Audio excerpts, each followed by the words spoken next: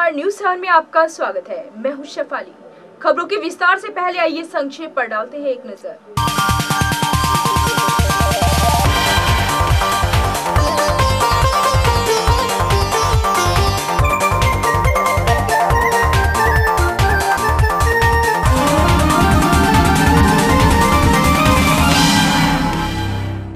जनपद प्रबुद्धनगर में एक किसान को अपने आप को जिंदा साबित करने के लिए अधिकारियों के सामने चक्कर लगाने पड़ रहे हैं। उक्त किसान को एक लेखपाल ने उसके जमीनी कागजातों में मृत घोषित कर दिया है। वहीं अधिकारी मामले की जांच करने को कहकर पल्ला झाड़ रहे हैं। प्रबुद्धनगर जनपद के शामली तहसील के गांव बंतीखेड़ा निवासी किसान तिलक राम ने करीब 4 वर्ष पूर्व गांव के ही एक किसान मोहन सिंह से 1 बीघा जमीन खरीदी थी, जिस पर कब्जा दिलाने को लेकर उसने शामली तहसील में 3 वर्ष पूर्व एक प्रार्थना पत्र दिया था। तत्कालीन एसडीएम ने मामले की जांच एक लेखपाल सतबीर को सौंपी थी। आरोप है कि लेखपाल ने विरोधी पक्ष के साथ मिलकर उसे उसके जमीनी कागजों में मृत दर्शा दिया, जो कि आज तक सरकारी रिकॉर्ड में मृत ही है। किसान तिलक राम का कहना है कि एक तो उसे अपनी जमीन पर कब्जा नहीं दिलाया गया है और अब उसे जमीनी कागजातों में भी मृत घोषित कर दिया गया है। यह कहाँ का इंसाफ है। उसका कहना है कि जनपद के आला अधिकारियों के सामने मामले की गुहार भी लगा चुका है, लेकिन आज भी ढाक के 3 पात। लेखपाल ने तो कलम चलाकर तिलक राम को मार दिया, लेकिन किसान तिलक राम को अपने आप को जिंदा साबित करने के लिए आला अधिकारियों के सामने चक्कर लगाने पड़ रहे हैं। वहीं जब इस मामले में एसडीएम शामली उदय सिंह से बात करनी चाहिए तो उन्होंने साफ इनकार कर दिया। पटवारी ने मरे घोषित कर रखा, मुझे इस बात इस जमीन पर कब्जा दुआ हो।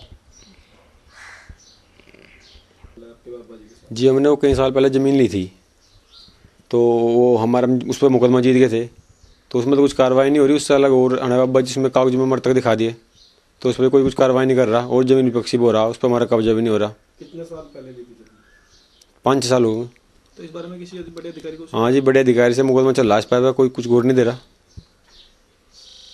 किससे मिले उसे? ये वो एसडीएम तहसीलदार सबके यहाँ मुकदमा चला, पहले जीत भी रही इसी मुकदमे को हम। तो क्या कहते हैं? उसका नाम ये है? अभी नाम पता चल जाए, पहले नाम पता चल जाए, जांच रिपोर्ट आ जाए तो मैं इसमें पूरी बात बताऊँ इसमें क्या सही है। अब जल्दी रिपोर्ट में 2-3 दिन में आ जाएगी, हम करवा देते हैं इसमें, तब पूरी बात बता देंगे आपको। ठीक है। प्रबुद्धनगर जिले में हर हॉस्पिटल बदहाल है, जहां हॉस्पिटल में अधिकारी होने की जगह पर सूनापन व आवारा पशुओं का अड्डा बन गया है। सरकार के द्वारा मरीजों के इलाज के लिए बनाए गए हॉस्पिटल, जिनकी लागत करोड़ों रुपए है, आज वह महज शोपीस बनकर रह गए हैं। नवसृजित जिले के अधिकतर हॉस्पिटल अपना बदहाली का रोना रो रहे हैं, जहां शामली ब्लॉक के कस्बा बनत व गांव बंतीखेड़ा के जच्चा बच्चा केंद्र के हॉस्पिटलों में ताले लगे हैं और हॉस्पिटल में दरवाजों के ताले लगे होने पर वहां न मरीज आते हैं और न ही कोई छोटा बड़ा डॉक्टर। बस अब हॉस्पिटलों में तो गंदगी या कुत्ते या अन्य जानवर ही सोते हैं या गंदगी फैलाते नजर आते हैं। अब देखने वाली बात यह होगी कि गांव के जरूरतमंद मरीजों को कैसे अपना इलाज कराना होगा। यह एक बड़ा सवाल है, लेकिन प्रशासन अभी भी मूक दर्शक बना हुआ है और दूसरी ओर कुछ हॉस्पिटल के वार्ड बॉय की देखरेख में चलते हैं, जहां मरीजों की जान से रोजाना खेला जा रहा है और उन पर वार्ड बॉय रोजाना दवाइयों का प्रयोग करते रहते हैं। औरतें आवे यहाँ पे और ये बंद मिले तंग हो चली जावे, 3-3 4-4 दिन लो, यहाँ पे कोई पूछने वाला नहीं है कि भाई अस्पताल है क्या है। और जच्चा बच्चे के उसमें सुविधा दे रखी, इसमें कोई ना यहाँ सुविधा है ना बेड है। तो जिस तरीके से यहाँ पे सुविधाएं हैं और ताले लगे हुए हैं, कुत्ते सो रहे हैं, इसमें किस तरीके की ये लोग लापरवाही है। कह दे कि फील्ड में जा रहे हैं और वहाँ जा रहे हैं, अपना कोई गौर करता है।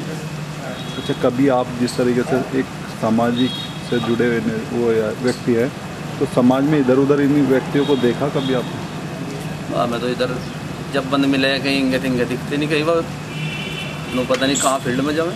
तो किसी तरीके का इन्होंने अपना संपर्क या जन सूचना बोर्ड बनाया हुआ है, बोर्ड वगैरह? कुछ नहीं है यहाँ बोर्ड बाढ़।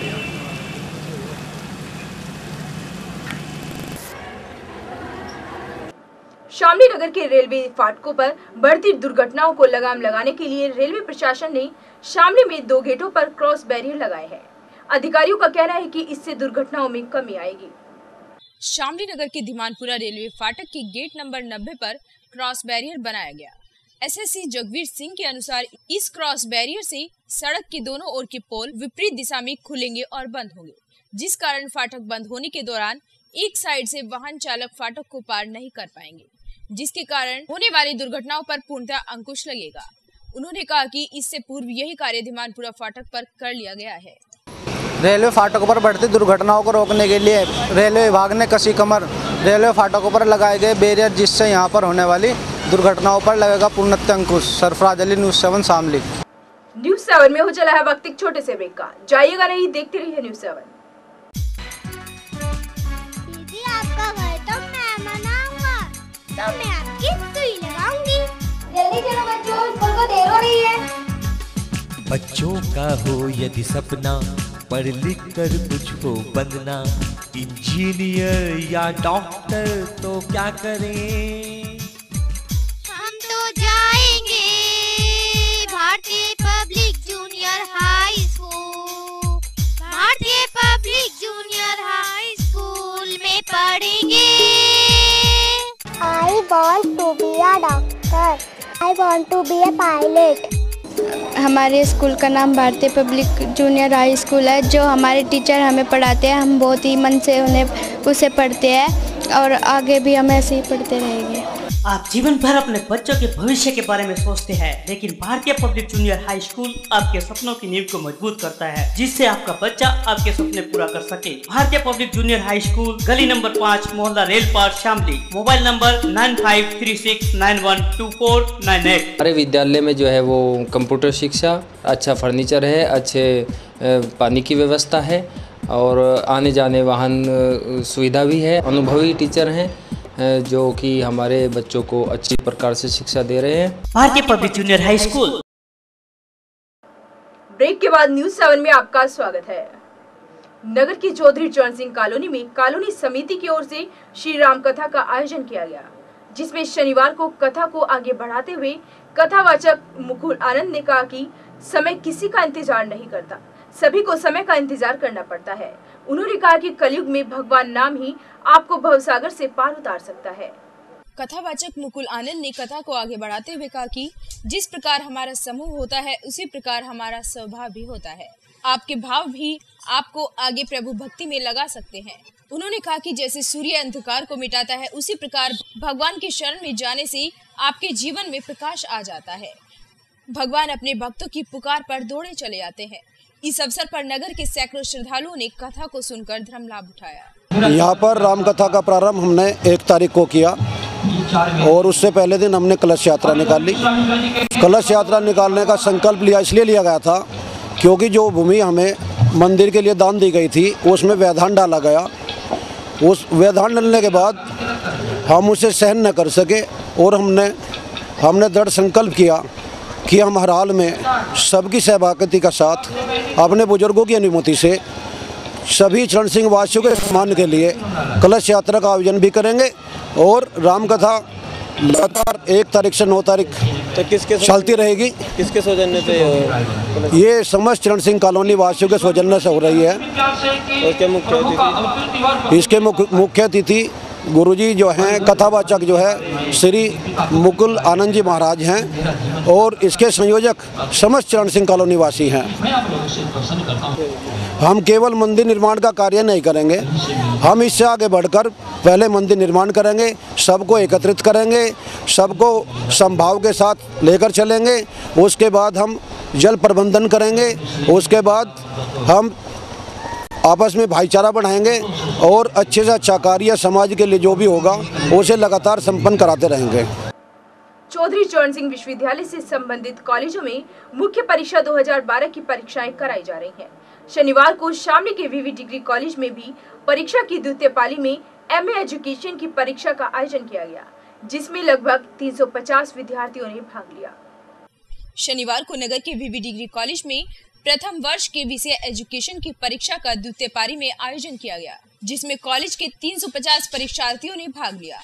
परीक्षा के दौरान कॉलेज की अनुशासन समिति ने परीक्षार्थियों की चेकिंग भी की, जिसमें कोई भी परीक्षार्थी परीक्षा के दौरान किसी आपत्तिजनक वस्तु का प्रयोग करता हुआ नहीं पाया गया। सभी ग्रहों का अपना एक अलग महत्व होता है, लेकिन शनि को सबसे खतरनाक ग्रह माना जाता है। जिस इंसान पर शनि की दृष्टि थोड़ी टेढ़ी हो जाए, उसके जीवन में तो परेशानियों का अंबार लग जाता है। शनिदेव की कुदृष्टि से बचने के लिए कोसी में बने प्रसिद्ध शनिदेव मंदिर में हजारों श्रद्धालु शनिदेव के दर्शन के लिए आते हैं। भगवान श्री कृष्ण के जन्म की खबर सुनकर शनिदेव को भी उनके दर्शन करने की इच्छा हुई तो शनिदेव नंदगांव की ओर चल दिए। शनिदेव को नंदगांव की ओर आता देख गांव वासियों ने उन्हें कोकिला वन में रोक दिया। शनिदेव का रूप देखकर नंदगांव के लोगों को लगा कि कहीं ये कंस का भेजा हुआ राक्षस तो नहीं। लोगों की मान्यता यह भी है कि शनिदेव को भगवान श्री कृष्ण के दर्शन करने से इसलिए रोक दिया गया कि कहीं शनि की कुदृष्टि उन पर ना पड़ जाए। कंटीली झाड़ियों के इस वन में शनिदेव को भगवान श्री कृष्ण के दर्शन के लिए लंबा इंतजार करना पड़ा। एक दिन उनके इंतजार का बांध टूट गया और वह फिर नंदगांव की ओर चल पड़े। तब हनुमान जी ने शनिदेव को रोककर कहा कि आप श्री कृष्ण जी की यहीं प्रतीक्षा करें, वह स्वयं ही आपको दर्शन देंगे। तब शनिदेव ने कोकिला वन में बैठकर तप किया और श्री कृष्ण के दर्शन किए। लोगों की ऐसी मान्यता भी है कि शनिदेव ने हनुमान जी को यह वचन दिया था कि जो तुम्हारी आराधना करेगा उसके ऊपर शनि का प्रकोप भी नहीं रहेगा। शनिदेव में जो कोकिला वन है, यहाँ कृष्ण भगवान ने नंद बाबा जो नंदगांव के थे उन्होंने ये वन में गाय चराई थी और कृष्ण भगवान और राधिका जी ने कोकिल किया था। यहाँ नहाई धोई, यहाँ ही भजन पूजा पाठ सब कुछ राधा रानी ने और कृष्ण भगवान ने किया था, इसलिए ये कोकिला वन कहा जाता है। तो शनिदेव ने ही स्थापना क्यों करी, क्या कारण है? ये शनिदेव जो कृष्ण भगवान जब यहाँ आए थे तो जब शनिदेव जो है यहाँ पे प्रतिमा निकली है यहाँ, तभी ये शनिदेव की पूजा मानी है। कोकिला वन में शनिदेव का भव्य मंदिर बना है और पास ही में बना है भगवान श्री कृष्ण का मंदिर। यहाँ भगवान बिहारी जी के रूप में विराजमान है। कोकिला वन शनिधाम में श्रद्धालु सर्वप्रथम हनुमान जी के दर्शन करने आते हैं और यहाँ से 3 किलोमीटर की दंडवत परिक्रमा करते हुए पहुंचते हैं शनिदेव मंदिर। यहाँ शनिदेव की प्रतिमा को सरसों का तेल चढ़ाया जाता है। यहाँ आने से सभी के दुख दूर हो जाते हैं। यही वजह है कि शुक्रवार से ही श्रद्धालुओं का यहाँ आना शुरू हो जाता है। शनिदेव मंदिर में आके बहुत अच्छा लगता है। शनिदेव मंदिर, शनिदेव जल्दी जल्दी इच्छा पूरी करते हैं। जो शनिदेव में एक बार आएगा वो बार बार आएगा। श्रद्धालुओं का मानना है कि जो एक बार सच्चे मन से शनिदेव के दर्शन को आता है उसकी मनोकामना शनिदेव जरूर पूरी करते हैं, जिससे भक्तगण बार बार शनिदेव को नमन करने आते हैं। इसी वजह से प्रत्येक शनिवार को यहाँ आने वाले भक्तों की संख्या हजारों में होती है। आज की इस प्रोग्राम में बस इतना ही। हम फिर हाजिर होंगे कुछ और दिलचस्प खबरों के साथ। तब तक के लिए हमें दीजिए इजाजत। नमस्कार।